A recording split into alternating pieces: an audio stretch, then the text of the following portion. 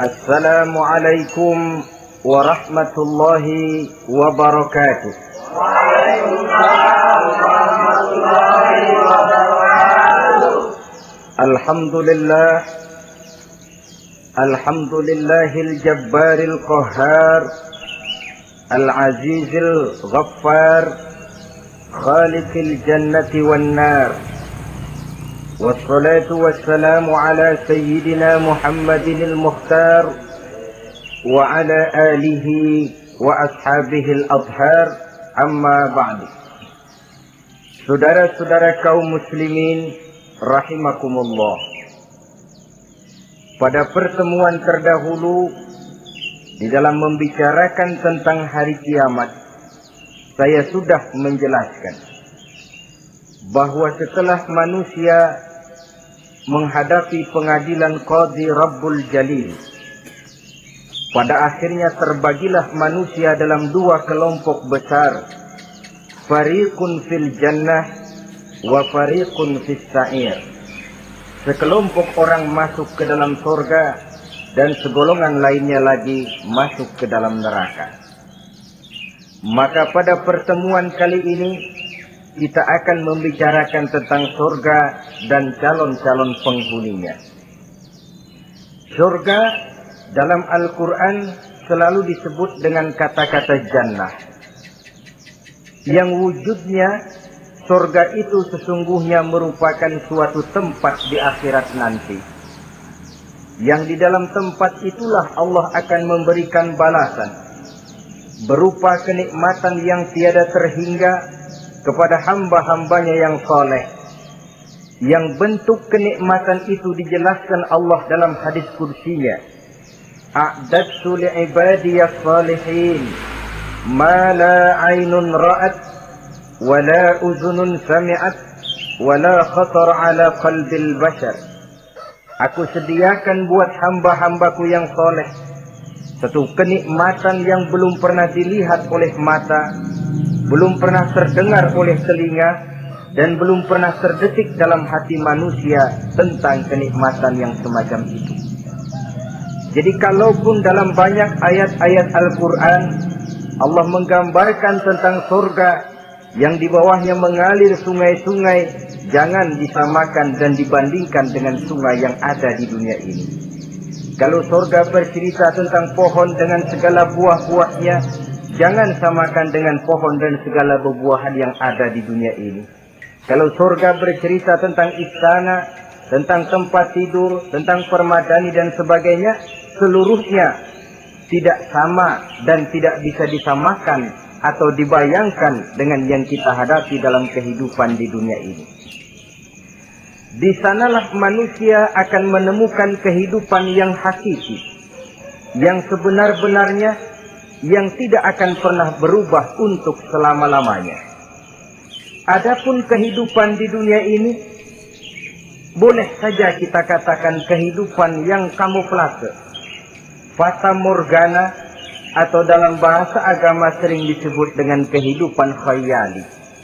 Ia berubah, ia bertukar, ia berganti oleh pergeseran masa dan pertukaran waktu.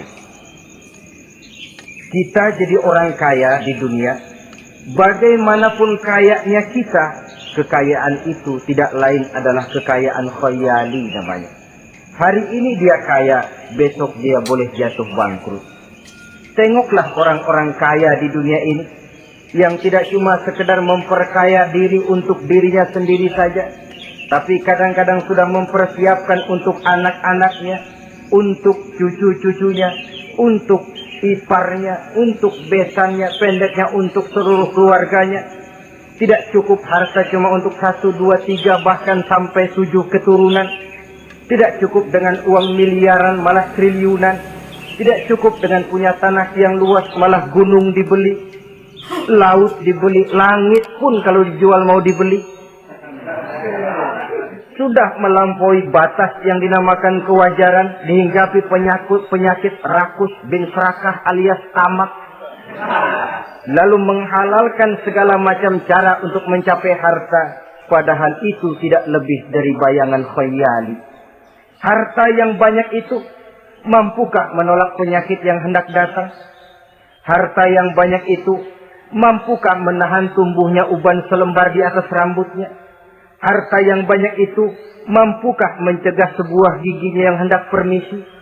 Dan pada akhirnya harta yang begitu banyak itu mampukah menolak kedatangan malaikat maut? Sama sekali ternyata tidak. Itulah kekayaan khayali namanya. Karena itu orang yang terbuka mata hatinya, dia tidak hanya mengejar kekayaan khayali ini, dia mengejar kekayaan hakiki yang terpendam di dalam kepribadian berupa al-akhlakul karimah. Akhlak dan budi pekerti yang terpuji yang menghiasi jiwa dan kehidupannya. Ada sifat sabarnya, ada sifat syukurnya, ada sifat qanaahnya, dan segala macam akhlak yang terpuji. Itulah kekayaan jiwa yang tidak bisa dinilai dengan materi. Kita punya pangkat, jabatan, kedudukan tinggi, pangkat apapun di dunia ini sesungguhnya tidak lebih dari pangkat khayali. Buktinya bahwa dia pangkat khayali, pangkat di dunia ini selalu ada bekasnya. Saudara kenal ada bekas camat? Ada? Ada bekas lurah, ada bekas gubernur, ada bekas menteri, ada bekas presiden. Hari ini dia lurah, besok bekas lurah. Hari ini dia camat, besok bekas camat. Hari ini dia menteri, besok bekas menteri. Pangkat khayali. Maka Quran menganjurkan jangan pangkat khayali yang kita kejar mati-matian. Sampai menggunakan sistem jilat atas, injak bawah, sikut kiri kanan, yang penting dapat kedudukan. Padahal itu tidak lebih daripada pangkat khayali. Quran menganjurkan carilah pangkat hakiki. Kedudukan di sisi Allah, maqam di sisi Allah, itulah pangkat yang sebenarnya. Apa jalan ke arah sana? Quran memberikan petunjuk. وَمِنَ اللَّيْلِ فَتَهَجَّدْ بِهِ نَافِلَةً لَكَ عَسَىٰ أَن يَبْعَثَكَ رَبُّكَ مَقَامًا مَحْمُودًا. Di keheningan malam, dikala orang tidur nyenyak, bangunlah engkau tahajud kepada Allah Tuhanmu. Pasti kalau itu kau laksanakan, Allah akan menempatkan engkau di satu tempat yang terpuji, mendapat pangkat yang hakiki dan bukan sekedar pangkat khayal. Kita berusia muda kita ini pun muda khayali. Berapa lama kita muda? Hari berubah jadi minggu bertukar menjadi bulan, pergi datanglah tahun. Pergeseran masa dan pertukaran waktu membuat kita jadi berubah. Kulit yang tadinya kencang jadi lentur dan keriput. Segalanya berubah. Oleh karenanya, pada kehidupan di surga nanti, orang akan menemukan kehidupan yang hakiki, yang tidak akan pernah berubah untuk selama-lamanya. Nah, kita akan mulai dengan menjelaskan bagaimana sebenarnya keadaan surga itu. Pertama, luasnya. Berapa sih luasnya surga? Dengan logika, sekarang ini dunia dihadapi dengan kekhawatiran terhadap peledakan penduduk yang nyaris tidak terkendali. 5 miliar lebih jumlah manusia yang nongkrong di permukaan bumi. Tapi sesungguhnya planet bumi yang kita tinggali ini cuma satu planet kecil dari 9 buah planet yang berada dalam sistem tata surya matahari yang lazimnya kita namakan galaksi. Selain tata surya matahari yang namanya galaksi itu, masih terdapat lagi galaksi-galaksi lain yang dengan sendirinya juga dikitari oleh planet-planet lain. Dan bumi kita yang kita tinggali ini, yang dihuni oleh tidak kurang 5 miliar manusia, hakikatnya cuma setitik debu di tengah angkasa alam yang luas ini. Oleh karenanya, di dalam surah Ali Imran ayat 173, ayat 133, Allah Subhanahu wa taala menjelaskan, "Wasari'u ila maghfiratin min rabbikum wa jannatin arduha as-samawati wal ardu u'iddat lil muttaqin." bersegeralah kamu menuju ampunan Allah dan surga yang luasnya seluas langit dan bumi.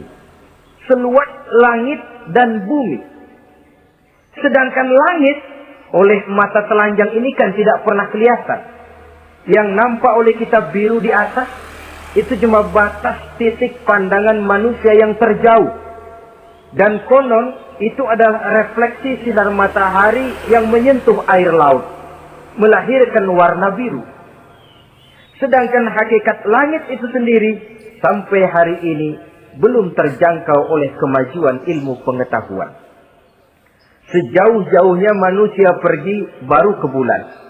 Mungkin dalam beberapa tahun mendatang dia akan pergi ke planet-planet Mars dan planet-planet lainnya.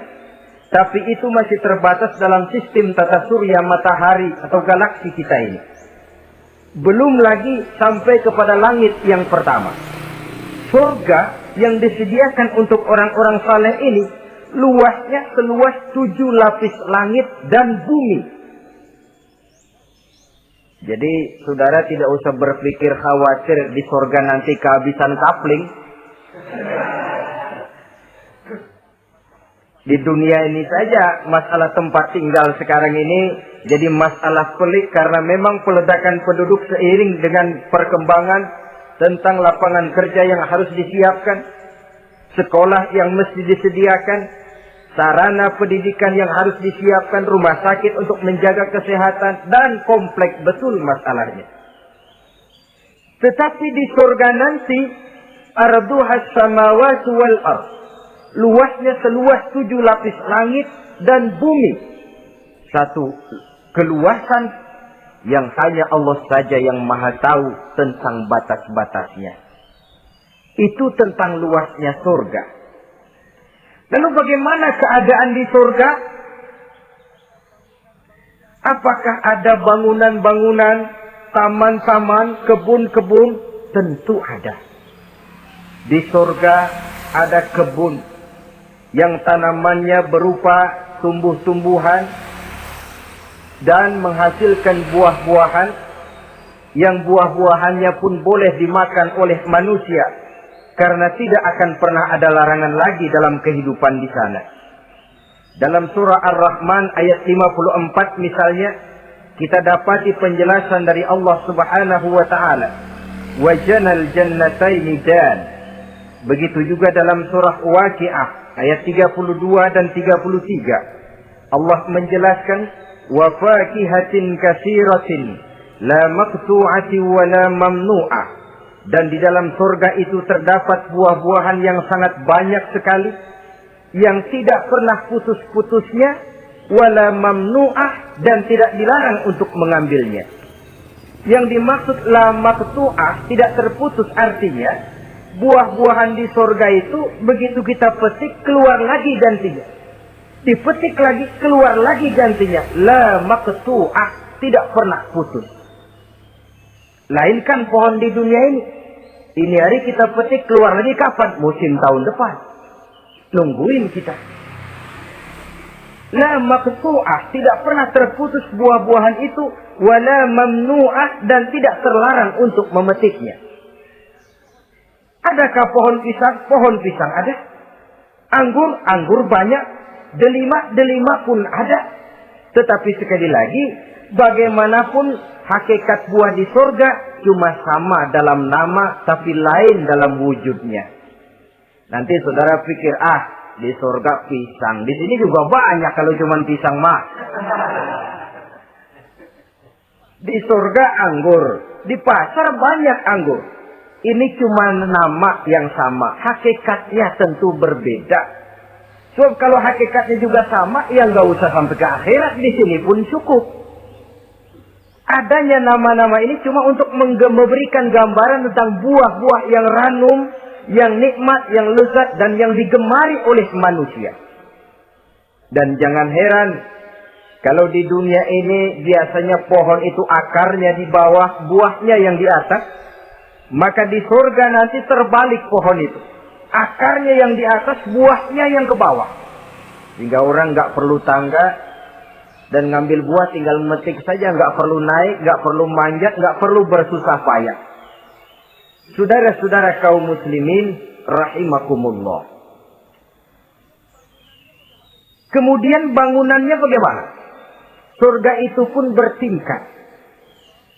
Di dalam Al-Furqan ayat 10 Allah Subhanahu wa taala menjelaskan, Tabarakalladzi in syaa'a ja'ala laka khairan min dzalik jannatun tajri min tahtiha al-anhar wa yaj'al laka qusura. Maha suci Allah yang apabila ia menghendaki dijadikannya untuk kamu yang lebih baik daripada kehidupan dunia ini, yaitu surga yang di bawahnya mengalir sungai-sungai, dan dibangunkannya untuk kamu istana-istana di dalam surga. Jadi bangunan di surga pun berbeda sesuai dengan amalan orang yang masuk ke dalamnya. Seperti halnya perumahan di dunia ini, ada yang masuk kelas pondok indah, ada juga yang masuk kelas pondok pindah. Itu kan tidak sama itu. Ada pondok indah, ada pondok pindah. Sudah pondok pindah lagi. Kenapa bisa berbeda begitu? Ya tergantung kekuatan ekonominya. Makin tinggi nilai kekuatan ekonominya, makin mampu dia mendirikan istana di dunia. Tapi di surga nanti yang bikin mampu bukan ekonomi. Yang bikin mampu adalah amalan pada waktu hidup di dunia. Makin banyak amalnya, dengan sendirinya makin baguslah istananya di surga. Tetapi yang namanya surga dapat empernya juga sudah lumayan betul itu. Seemper-empernya surga masih jauh lebih baik daripada sebagus-bagus istana di dunia ini. Taj Mahal, bangunan yang mengagumkan.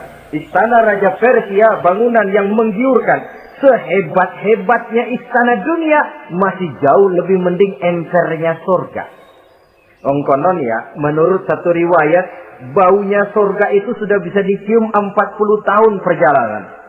Menurut riwayat lain, 500 tahun perjalanan.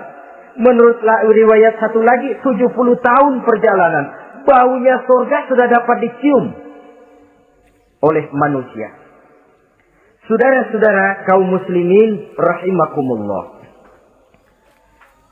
Nah, di dalam bangunan-bangunan surga itu, seperti halnya terdapatlah kamar-kamar ghuraf dalam istilah Quran itu, yang juga berisi dipan, ranjang, tempat-tempat tidur yang indah-indah, dilengkapi dengan kasur-kasur yang tebal dan empuk, bantal dan permadani yang daripadanya bertahtakan emas. Taruhlah tempat tidur paling menggiurkan kita zaman sekarang ini yang namanya Dunlopillow atau Alga Spring Bed. Sejauh itu bayangan kita menggambarkan masih belum apa-apanya ketimbang tempat tidur yang ada di surga itu nanti. Saudara-saudara kaum muslimin, apakah juga penduduk surga makan, minum, memakai pakaian? Iya. Mereka akan beroleh gelas, piala, kendi, cerek, dan piring-piring yang terbuat dari emas dan perak. Tentu tidak usah gambarkan lagi macam emas dan perak di dunia. Emas dan peraknya akhirat, saudara-saudara. Tetap saja mana ainun ra'at, wala uzunun sami'at, wala khatara fi qalbil bashar. Belum pernah dilihat mata, belum pernah didengar telinga, dan belum pernah terdetik dalam hati manusia tentang wujud yang semacam itu. Apa pakaian mereka? Pakaian penduduk surga dari sutra yang lembut dan tebal, berwarna hijau. Kemudian saudara-saudara, sungai juga mengalir di sana. Mata airnya antara lain berwarna jernih, ada yang air susu, ada yang sungai madu, ada yang khamar atau sungai arak, dan penduduk surga boleh meminumnya. Tidak ada larangan sama sekali. Timbul pikiran konyol, kalau di surga orang pada minum arak, apa banyak yang teler di surga? Ya tentu tidak. Sebab di sana saya katakan tadi kehidupan yang hakiki. Segalanya diperbolehkan, segalanya dipersilahkan. Nah, lalu untuk masuk ke surga itu apa melalui pintu? Memang melalui berbagai macam pintu. Dan ada pintu-pintu khusus yang tidak boleh dimasuki orang lain. Sayyidina Abu Bakar Siddiq radhiyallahu an pernah bertanya tentang hal itu kepada baginda Nabi. Ya Rasul, apakah di surga ada pintu-pintu khusus? Ada, Abu Bakar. Ada di dalam surga itu pintu yang namanya Rayyan. Tidak boleh masuk ke pintu itu melainkan orang-orang yang puasa. Orang-orang yang rajin puasa, mereka akan masuk ke surga melalui satu pintu yang dinamakan Babur Rayyan atau pintu Rayyan. Ada pintu jihad yang masuk lewat itu hanya mereka orang-orang yang waktu di dunia sepanjang hidupnya berisi jihad, menegakkan dan meninggikan kalimat Allah. Ada Babus Sadaqah, pintu yang hanya boleh dilewati oleh orang-orang yang rajin bersedekah, ringan tangan dalam memberikan bantuan kepada orang-orang yang memang memerlukannya. Dan setiap orang melalui pintu yang sesuai dengan amalannya masing-masing. Ketika itu Abu Bakar bertanya, ya Rasul, apa ada orang yang dipanggil dari tiap pintu? Tiap pintu manggil dia. Kata Nabi, ada Abu Bakar, dan saya doakan kau masuk salah satu di antara orang yang dipanggil dari tiap pintu. Ini orang multi komplek ini. Puasa, dia ahli puasa. Soal jihad, sepanjang hidupnya dia jihad. Sedekah memang tangannya pemurah. Tahajud memang tiap malam. Sementara itu akhlaknya luhur. Tiap pintu manggil dia. Dalam hadis ada juga perempuan yang bernasib baik. Dijelaskan oleh Nabi. Iza sallatil mar'atu khamsaha. Wa shamat sahraha. Wa hafizat farjaha. Wa ata'at zawjaha. Qila laha udkhuli min ayyi abwabil jannati syi'ti. Apabila seorang perempuan, dia kerjakan sholat yang 5 waktu, dia puasa di bulan Ramadan, dia jaga kehormatan dirinya, kemudian dia taat kepada suaminya, di akhirat nanti dikatakan kepada perempuan tadi, wahai perempuan, udkhuli min ayyi abwabil jannati syi'ti. Masuklah kamu ke dalam surga dari pintu mana saja yang kamu mau. Disuruh pilih, saudara-saudara. Nah, kalau kita waktu di dunia ini tidak ada keistimewaan amal, bingung mau masuk pintu mana. Ramadan puasanya kayak gendang. Depan doang sama belakang, penutupan sama pembukaan, peserta kehormatan. Tengah-tengahnya kosong. Nanti mau masuk pintu Rayyan, ditanya, ini pintunya orang yang puasa. Kamu puasa Ramadan? Puasa juga sih. Puasa juga sih bagaimana? Iya, pembukaan mau penutupan. Tengahnya kosong. Nggak bisa lewat pintu sini. Cari pintu lain saja. Mau masuk kita lewat pintu jihad. Ditanya lagi, kamu lewat sini apa merasa pernah berjuang membela agama waktu di dunia? Mau lewat pintu sholat, apa kau termasuk orang yang konsekuen menjaga sholat? Bersyukurlah kita kalau tiap pintu memanggil. Kalau tidak, adalah salah satu amal kita yang menunjukkan keistimewaan kita. Karena itu beramal nggak perlu banyak. Yang penting rutinnya, istiqomahnya. Ahabbul a'mali indallah adwamuha wa in qalla. Amalan yang paling dicintai Allah yang dikerjakan secara tuntas walaupun tidak banyak. Saudara baca ayat Quran nggak banyak, satu malam cuma 3 ayat, tapi rutin tiap malam 3 ayat, tiap malam 3 ayat. Itu lebih dicintai Allah daripada sekali ngaji 1 juz, terus 3 bulan nggak ngaji-ngaji. Lebih baik yang sedikit-sedikit ini tapi rutin, dia akan menjelma menjadi amalan yang banyak daripada sekalinya banyak lalu ke belakangnya malah tidak ada sama sekali. Hendaknya ada amalan-amalan kita yang menunjukkan keistimewaan dan kelak akan menjadi pintu yang kita tempuh di surga nanti.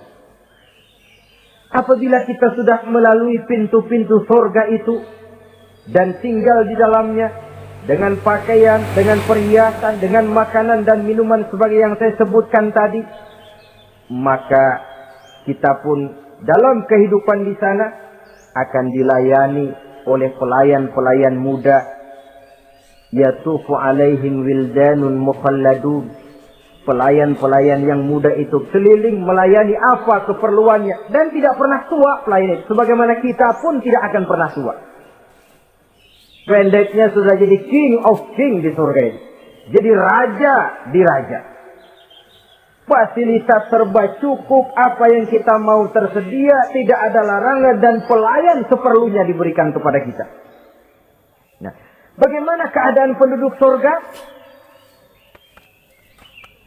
Dari Imam Turmuzi dijelaskan satu hadis, berkata Hasan al-Basri, ahlul jannati kulluhum abna'u salasa wa salasin sana. Mereka rata-rata orang-orang muda penduduk surga itu. Umurnya tidak lebih 33. Ya, muda-mudanya, cakep-cakepnya, ganteng-gantengnya. Pantas kalau satu hari ada perempuan tua menghadap Rasul. Ya Rasul, saya ahli ibadah. Saya beriman kepada Allah. Saya cinta kepada Islam. Apakah saya akan masuk surga ya Rasul? Nabi senyum. Enggak bu, nenek-nenek enggak masuk surga. Itu perempuan nangis sejadi-jadinya. Ya Rasul, kalau gitu sia-sia tahajud saya. Sia-sia puasa saya. Sia-sia segala macam ibadah saya. Nenek-nenek enggak masuk surga ya Rasul. Sayang benar segalanya. Rasul kemudian menghampiri perempuan tadi. Bu, kalau yang ibu bilang itu benar, ibu masuk surga. Cuman di sana ibu balik muda lagi. Kulit nggak kempot kayak begitu. Rambut nggak putih macam begitu. Ibu nanti di surga bakal jadi muda lagi. Salasa wa salasin. Umur 33 tahun. Rata-rata seluruh penduduk surga umurnya begitu. Tidak ada yang tua, tidak ada yang anak-anak, tidak ada yang remaja, rata-rata segitu. Nah, lalu bagaimana? Di surga hati mereka menjadi satu. Di antara sesama penduduk surga. Tidak ada yang iri hati, tidak ada yang punya sifat dendam. Itu keadaan di surga. Walaupun bertetangga, yang satu bisa mengunjungi yang lain, yang satu bisa nengokin yang lain. Tapi tidak ada sifat iri hati dan dengki. Tidak ada yang satu datang ke tempat saudaranya di surga. Loh, kapling lo lebih luas dari gua. Ini nggak ada Tuhan. Tidak ada. Semuanya hati sudah menjadi satu. Tidak ada dendam, tidak ada iri hati. Kan jauh bedanya dengan kehidupan di dunia ini toh. Kadang-kadang di dunia ini begitulah romantikanya. Kita melarat, disuraki orang. Kita sedikit kaya, diselidiki orang. Ada saja yang iri, ada saja yang hasut. Dan selalu mencari cara untuk menjatuhkan kita. Di surga, hal semacam itu tidak akan kita temui. Orang tidak punya sifat iri hati dan dendam. Lalu bagaimana lagi keadaan penduduk surga itu? Mereka selalu merasa senang dan bahagia. Tiap hari, tiap saat yang dirasakan cuma itu saja. Tidak diselingi seperti kehidupan di dunia ini. Di mana senang berseling dengan susah, bahagia berganti dengan derita. Ada senyum bahagia, ada tangis menahan derita. Itu romantika kehidupan di dunia. Di akhirat itu tidak akan pernah ditemui dalam surga nanti. Orang selalu merasa senang karenanya di sana tidak ada keluh kesah. Tidak ada orang yang murung. Tidak ada orang yang narik nafas panjang sambil menghitung bintang di langit. Selalu merasa senang dan selalu merasa bahagia. Lalu bagaimana kondisi fisik mereka? Di surga tidak ada orang yang cacat. Baik ia cacat rohani ataupun cacat jasmani. Seperti yang kita temui di dunia ini, ada saja cacatnya. Kadang-kadang jasmani sehat, rohaninya sakit. Kadang-kadang rohaninya bagus, jasmaninya cacat. Di surga, orang sempurna, komplit, cukup. Tidak ada yang cacat rohani ataupun yang cacat jasmani. Kalau dalam kehidupan di dunia ini mereka cacat, bagaimana? Mereka akan utuh dan sempurna apabila masuk ke dalam surga. Dan di surga, sungguh pun mereka makan, sungguh pun mereka minum, mereka tidak akan pernah buang air. Baik air besar maupun air kecil. Sebab kalau makan dan minum di surga harus buang air, tentu malaikat harus menyediakan WC. Dan kalau surga sudah ada WC, tentu tinja yang repot. Saudara-saudara kaum muslimin, tidak buang air, juga tidak buang angin. Dan tidak sakit. Tidak terkena penyakit. Penyakit apapun namanya, sudah di surga itu daerah bebas penyakit. Jadi barangkali kalau keluar ke halaman surga nggak pakai baju masuk angin, tidak. Kalau di sana repot nyari duit kerokan. Segalanya sempurna, segalanya cukup. Lalu bagaimana kalau tiap saat mereka makan, tiap saat mereka minum tapi tidak buang air? Konon keringat yang keluar dari mereka, tubuh mereka. Dan keringat yang keluar itu mengandung bau kasturi yang amat sangat harum baunya. Saudara-saudara, kemudian penduduk surga itu oleh Allah diberikan teman hidup yang namanya bidadari. Makhluk Allah yang teramat sangat cantiknya, yang tidak bisa kita bayangkan macam apa cantiknya. Barangkali kalau kita menonton film, kita kagum dengan bintang-bintang film kenamaan yang cantiknya selangit. Itu mah belum ada seujung kukunya dari para bidadari. Mereka dalam Quran disebut azwajun mutahharah, istri yang disucikan. Apa pengertian suci di sini? Belum pernah tersentuh sebelumnya, baik oleh manusia, baik oleh jin, baik oleh malaikat sekalipun. Jadi memang orisinil, build up dari sononya belum kepake. Khusus untuk manusia yang masuk surga. Belum pernah kepegang sama manusia. Jangankan manusia, jin dan malaikat saja belum pernah megang. Lahirkan di dunia sekarang ini, kita mau cari barang orisinil sudah repot. Ya mujurlah kalau saudara menemukan seorang gadis yang orisinil paten, masih build up, barangkali mujur. Tapi umumnya terutama di kota-kota besar, ya sudah kita dapat second hand juga masih lumayan. Kalau tidak rongsok-rongsok bener mah, ini kadang-kadang sudahlah second hand, kondisinya juga 30%, udah mesti nyervis melulu kita. Saudara-saudara, azwajun mutahharah, belum pernah tersentuh oleh siapapun. Lalu makna tahara ini, mereka selalu suci, tidak pernah baik menstruasi atau mencret.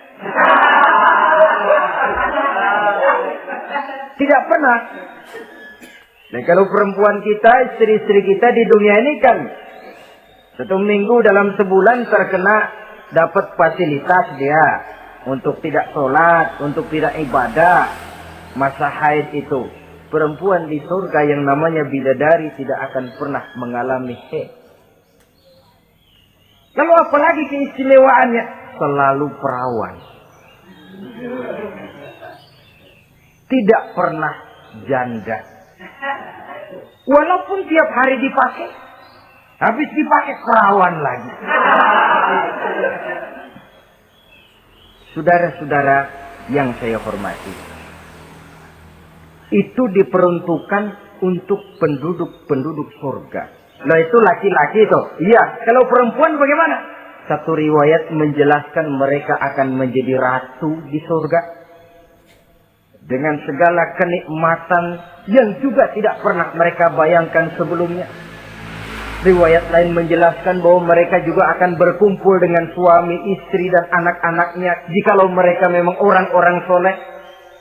Ada juga riwayat lemah menjelaskan bahwa mereka akan mendapat bidadara istilahnya. Saudara-saudara kaum muslimin rahimakumullah. Pendeknya surga dan seluruh kenikmatan yang ada di dalamnya tidak pernah mata melihat, belum pernah telinga mendengar, belum pernah terdetik dalam hati manusia. Oh, di surga begini kali ya. Berbeda dengan itu. Oh, bidadari begini kali ya. Kalau masih begini kali ya, masih bisa dibayangin. Ini sudah nggak bisa dibayangin. Jadi nggak usah begini ya begitu ya. Saudara-saudara,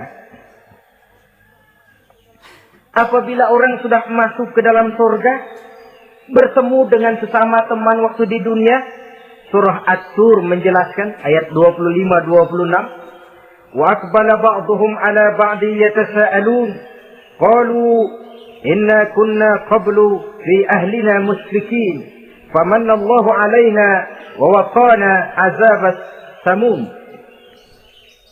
Apabila mereka telah masuk ke dalam surga, sebagian yang lain berkunjung kepada sebagian yang lain.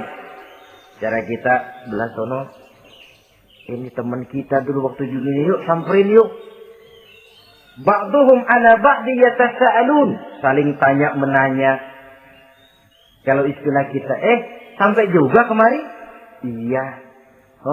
Saya waktu di dunia dulu sebenarnya sudah khawatir takut mendapat azabnya Allah, tapi Allah memberikan karunia kepada saya diselamatkan dari azab, dari mara bahaya neraka, sampailah saya ke dalam surga ini. Alhamdulillah. Bagaimana kabarnya ente? Alhamdulillah saya juga sampai ke surga ini. Si fulan bagaimana? Nyangkut kali dia mah di neraka. Yatasaalun, saling tanya menanya hal ihwal dan keadaan mereka. Tapi satu hal yang jelas, saudara-saudara, di surga nanti itu tidak ada perkataan yang sia-sia, tidak ada ucapan kotor, tidak ada omongan keji, dan tidak ada omongan kosong. Tidak ada omongan yang sia-sia, ucapan-ucapan yang kotor, mencaci maki, itu tidak ada. Karena sifat marah pun tidak ada dalam surga. Kalau di sini kadang-kadang sedikit marah sudah semrawut, kata-kata kita sudah out of control. Di sana tidak ada kata-kata kosong yang tidak ada manfaat dan tidak ada gunanya. Saudara-saudara kaum muslimin rahimakumullah. Kemudian yang terakhir, kita akan membicarakan apa saja nama-nama surga itu dan siapa calon orang-orang yang masuk ke dalamnya. Pertama, yang dinamakan Jannatul Firdaus atau surga Firdaus. Surga Firdaus ini oleh Allah Subhanahu wa taala disediakan untuk orang yang dijelaskan dalam surah Al-Mu'minun ayat 1 sampai dengan 11. Qad aflahal mu'minun. Beruntunglah orang-orang yang beriman. Jadi kalau saudara ingin dapat kapling di tempat yang namanya Firdaus, itu boleh pesan mulai sekarang. Nafas masih ada, Allah masih memberikan kesempatan untuk hidup, pesan tempat dari sekarang. Apa harga karcisnya? Pertama, qad aflahal mu'minun, harus beriman. Ini syarat mutlak. Tidak beriman, gak usah minta karcis. Minggir. Ini karcis pertama harus untuk orang yang beriman.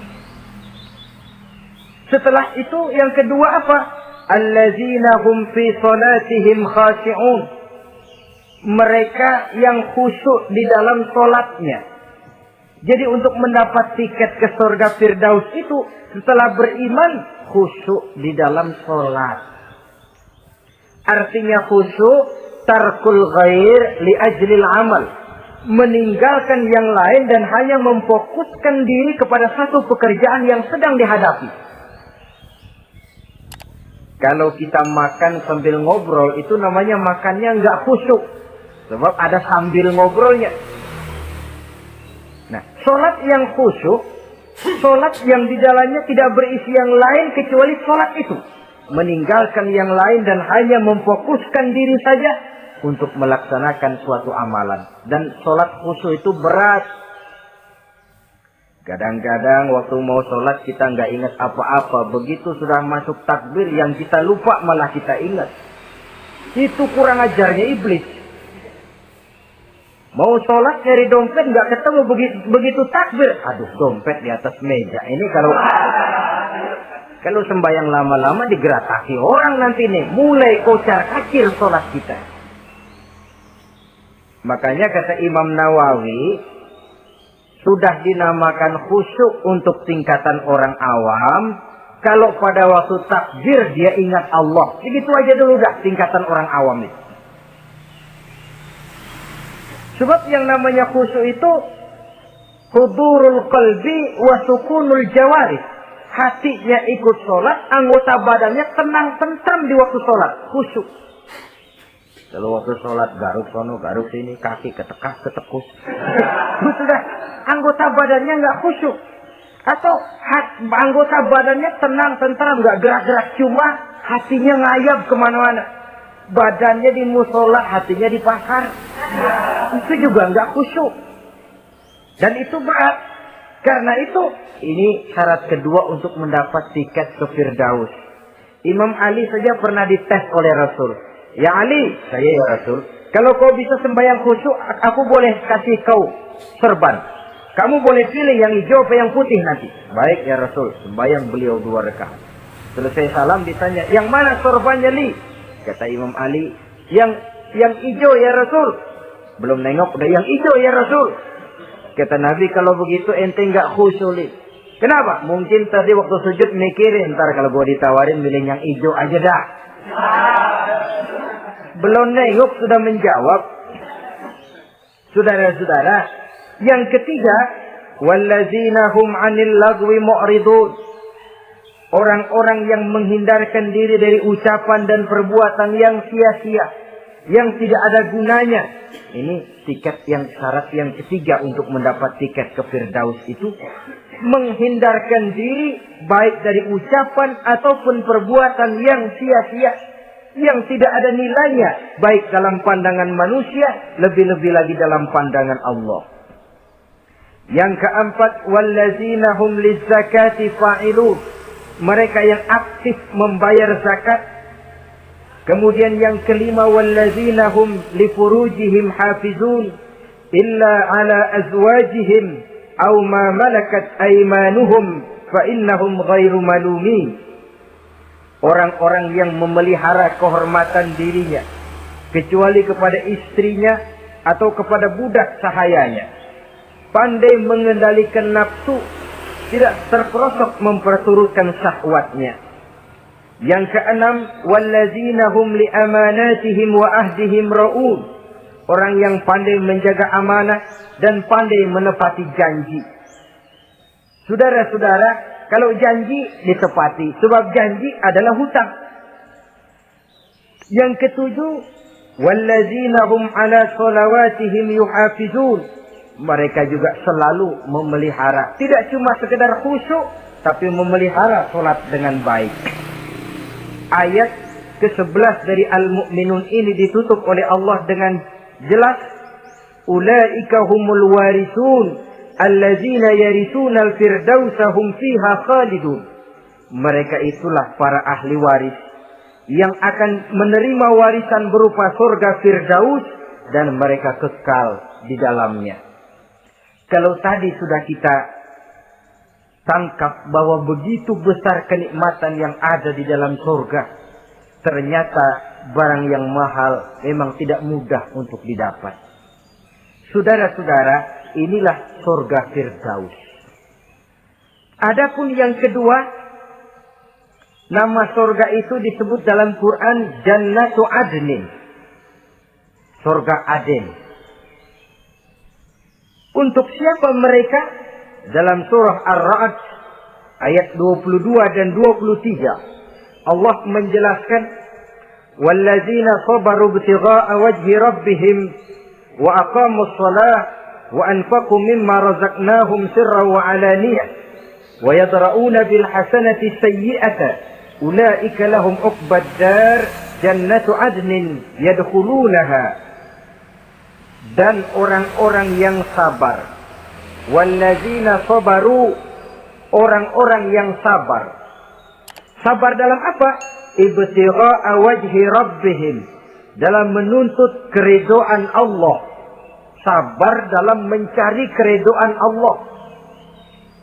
Sujud mencari keridhaan Allah, sabar. Puasa mencari keridhaan Allah, sabar. Melaksanakan segala macam ibadah untuk mencari keridhaan Allah, sabar. Ini syarat untuk mendapat tiket ke surga Aden nanti. Jannatu adnin. Sabar dalam mencari ridho Allah. Apalagi di zaman sekarang katanya persaingan hidup makin tajam, lapangan kerja makin sulit, mental hipokrit makin merajalela, golongan munafik alias bunglon ada di mana-mana. Kalau nemplok di daun kuning warnanya kuning, hinggap di daun hijau dia jadi hijau, nempel di dahan coklat jadi coklat. Menjilat ke sana kemari. Bukan untuk mendapat ridho Allah kadang, tapi untuk mendapat ridho atasannya, mendapat restu atasannya. Ini kan realita dalam kehidupan. Saudara-saudara, mencari muka. Padahal seorang muslim ibtigha'a wajhi rabbihim, sabar dalam mencari ridho Allah. Lalu wa aqamus shalah, mereka mendirikan salat. Di sini hanya pengertian umum, mendirikan salat.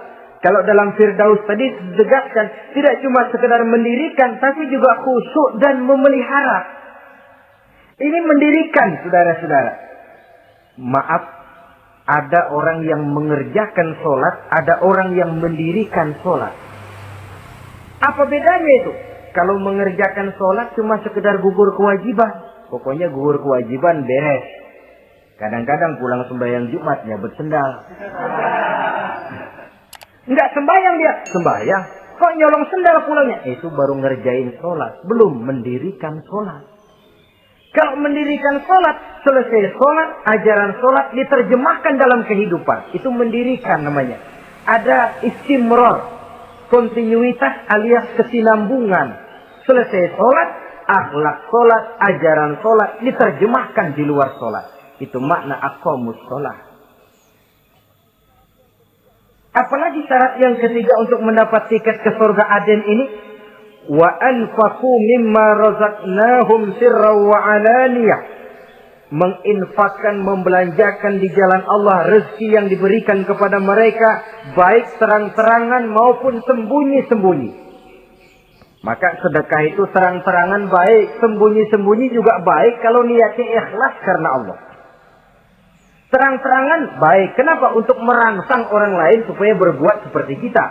Bukan untuk dipuji, bukan untuk mendapat ria. Saudara-saudara, saya yang miskin nyumbang 100.000. Saudara berapa yang kaya? Ini boleh untuk merangsang orang lain. Tapi kalau untuk ria, itu tentu dilarang oleh agama. Terang-terangan boleh.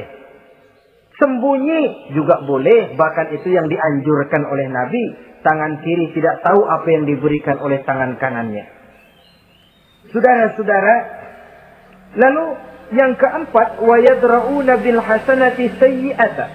Mereka menolak kejahatan dengan kebaikan.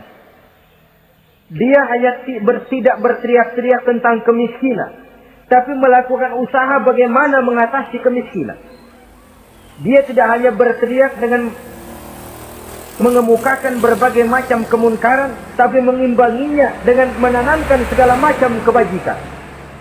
Seperti sekarang ini tuh. Air saja kalau cuma dibendung tapi tidak disalurkan kan ngebludak, jebol bendungan. Kita cuma teriak anak-anak muda dihantam oleh kebudayaan barat yang merusak moral. Tapi mana kebudayaan Islam kita? Gak pernah kita timbulkan.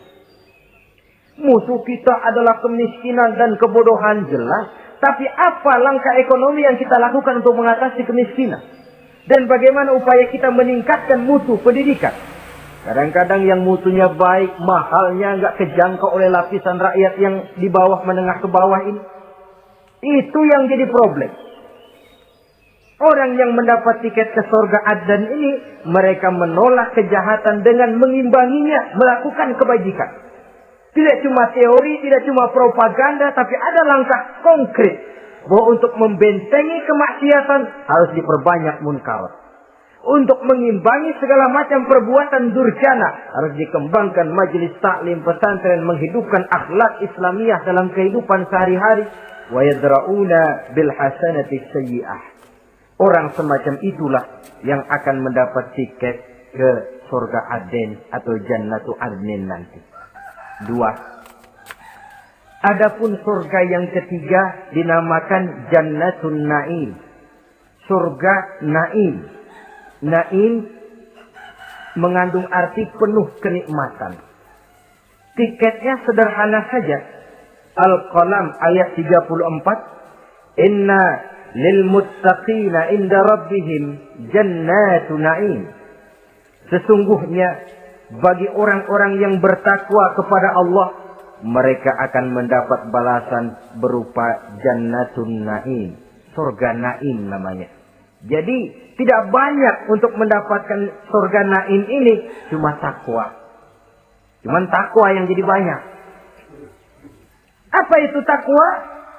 Sekarang ini kan takwa jadi lalap. Dan orang sering menggunakan istilah agama di zaman sekarang ini untuk maksud yang tidak sama dengan maksud agama. Padahal takwa ini jelas. Sebelum Islam datang ke Indonesia, kita orang Indonesia tidak kenal kata-kata takwa. Maka kalau harus menggunakan kata takwa, pengertiannya harus dikembalikan kepada pengertian Islam. Ini sih enggak. Orang yang mana aja kalau dilantik bertakwa kepada Tuhan yang Maha Esa, bertakwa, sampai membleh tuh beda. Bertakwa. Tapi kalau sudah megang jabatan, kadang-kadang takwa ngalor dia ngidul. Tidak relevan lagi. Lalu apa sih yang namanya takwa itu? Sederhana saja.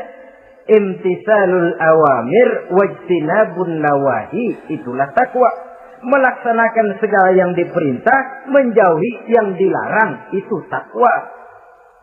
Menjalankan perintah dengan meninggalkan larangan, apa bedanya? Kalau melaksanakan perintah boleh sesuai dengan kemampuan. Tapi menjauhi larangan mutlak. Laksanakan perintah Allah sesuai dengan kemampuanmu.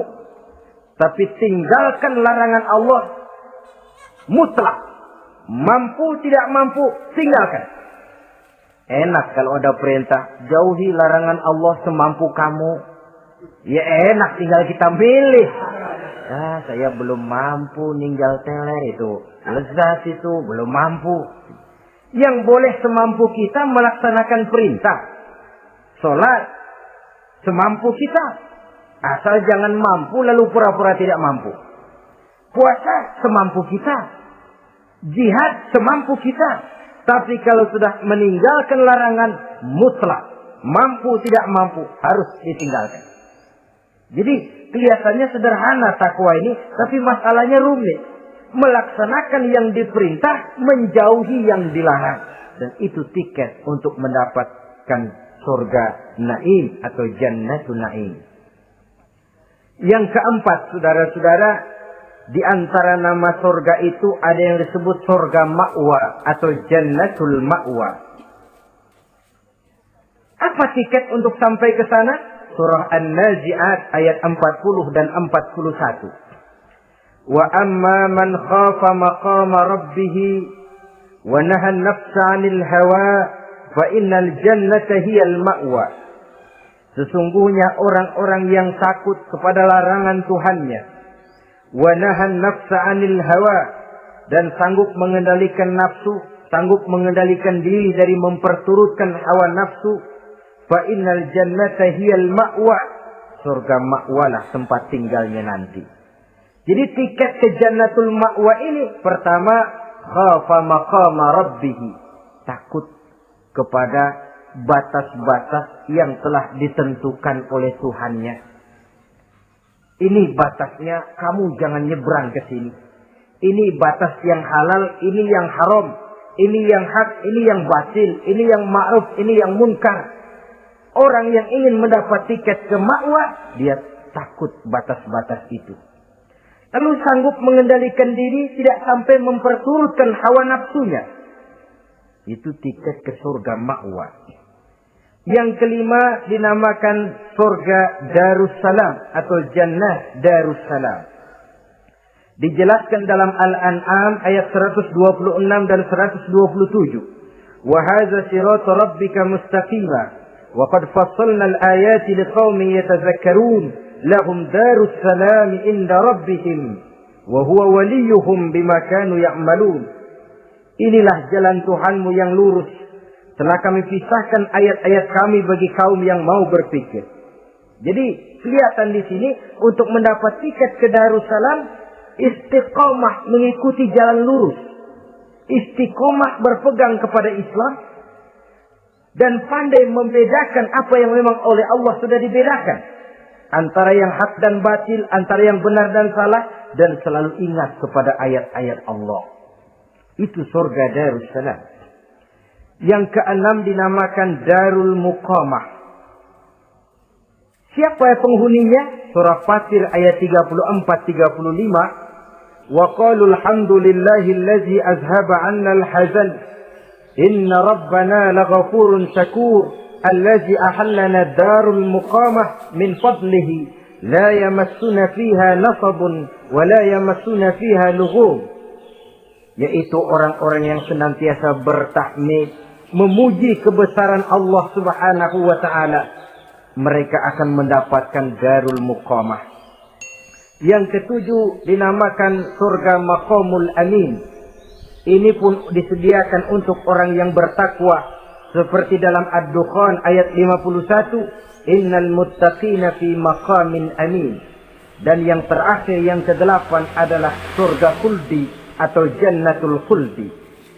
Dalam surah Al-Furqan ayat 15 dijelaskan, qul adzalika khairun am jannatul khuldi allati wu'idal muttaqun kanat lahum jazaan wa masira. Saudara-saudara kaum muslimin rahimakumullah, oleh terbatasnya waktu, inilah sekelumit tentang surga dan calon-calon penghuninya. Mudah-mudahan dijadikan kita oleh Allah termasuk salah seorang di antara calon-calon yang kelak akan menjadi penghuni surga, mendapat kenikmatan yang kekal dan abadi. Terima kasih dan mohon maaf. Wassalamualaikum warahmatullahi wabarakatuh. Waalaikumsalam.